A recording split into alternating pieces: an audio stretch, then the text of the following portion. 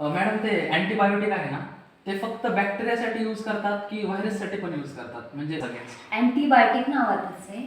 Antibiotic हे फक्त बॅक्टेरियाच्या अगेन्स्ट यूज केलं जातं. Antibiotic only used against the gram positive gram negative bacteria infection. तर अँटीबायोटिक म्हणजे काय माहिती आहे का तुम्हाला? पहिलं अँटीबायोटिक कोणतं होतं माहिती आहे? नाही ते नाही माहिती. पहिलं अँटीबायोटिक होतं पेनिसिलिन. पेनिसिलिनची डिस्कवरीसुद्धा माहीत नसेल तर पेनिसिलिन जे आहे ते अलेक्झांडर फ्लेमिंग या फिजिशियनने डिस्कवर केलं. अलेक्झांडर फ्लेमिंगकडून हे बाय ॲक्सिडेंटली डिस्कवर झालं. हे पेट्री डिश ठेवले होते ग्रो होण्यासाठी, इन्क्युबेशनसाठी, जे की स्टॅप्लोकोकस आणि स्ट्रेप्टोकोकसचे होते.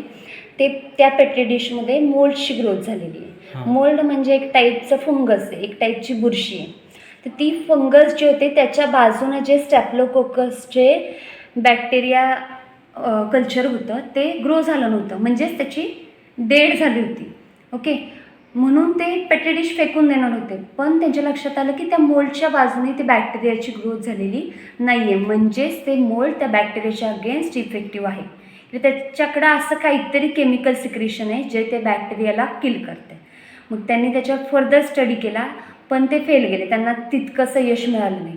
1938च्या आसपास ज्यावेळेस महायुद्धाचा काळ होता त्यावेळेस एक सायंटिस्टच्या टीमनं काय केलं, परत त्याच्यावर स्टडी स्टार्ट केला पेनिसिलिनवर, आणि त्याच्यात ते सक्सेसफुल झाले. त्याचं कल्टिवेशन, एक्स्ट्रॅक्शन, प्युरिफिकेशन, त्यानंतर त्याचा आस्य करण्यात ते सक्सेसफुल झाले आणि त्यांनी पेनिसिलिन नोटॅटम हा ड्रग जो आहे, हे अँटीबायोटिक जे आहे ते डिस्कवर केलं.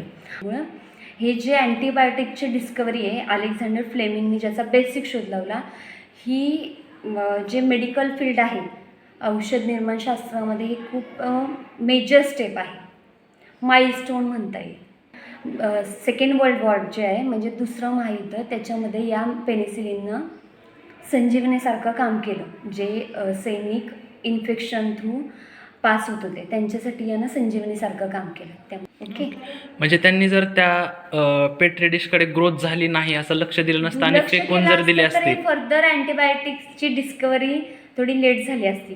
त्या काळात एन्शियन सोसायटीमध्ये मोल्ड हे इन्फेक्शनच्या अगेन्स्ट वापरले जात होते, पण तितकंसं नॉलेज नव्हतं पीपल्सला की त्यावेळेच्या लोकांना की हे त्याचा अँटी इन्फेक्टिव्ह म्हणून काम आहे.